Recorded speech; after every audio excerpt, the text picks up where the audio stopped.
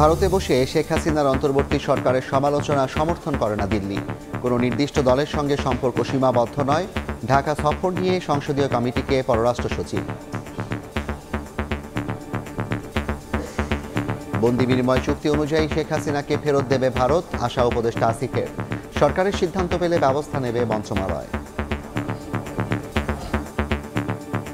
একজন গণহত্যাকারী ফ্যাসিস্ট যার আসলে এই মুহূর্তে বিচার হওয়ার কথা, আমরা আশা করি যথাসময়ে বাংলাদেশের সাথে ভারতের যে বন্দি বিনিময় ট্রিটি আছে সেই ট্রিটি অনুযায়ী তাকে বাংলাদেশে ফেরত দেওয়া হবে। একটা ব্যাপারে একটা ক্ষোভ জানানো মানে অন্য সকল ব্যাপারে আলাপ আলোচনা বন্ধ হয়ে যাওয়া, তা কিন্তু ফেরানোর বিষয় যেটা বললেন এটা একটি রাজনৈতিক সিদ্ধান্তের বিষয়, এবং পররাষ্ট্র মন্ত্রণালয়ে যখন এই অনুরোধ আসবে তখন আমরা তার পরবর্তী প্রক্রিয়াটা শুরু করব।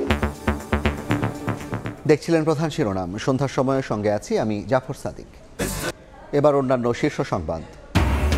নির্বাচিত সরকার ছাড়া সংকট মোকাবিলায় চ্যালেঞ্জ দেখছে বিএনপি। ন্যূনতম সংস্কার করে ভোটের দাবি মির্জা ফখরুলের।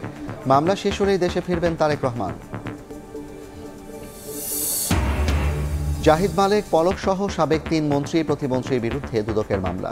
আমু, মুজিবুল হক, শাহরিয়ার সহ আরও 14 জনের বিদেশ যাত্রায় নিষেধাজ্ঞার আবেদন।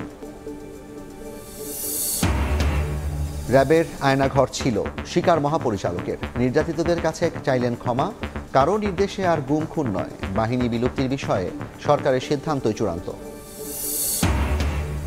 সার্বভৌমত্ব রক্ষায় দ্রুতই পূর্ণাঙ্গ হবে কক্সবাজারের বিমান ঘাঁটি। যুক্ত হবে কম্ব্যাট হেলিকপ্টার সহ অত্যাধুনিক যান। যশোরে রাষ্ট্রপতি কুচকাওয়াজে জানালেন বাহিনীর প্রধান।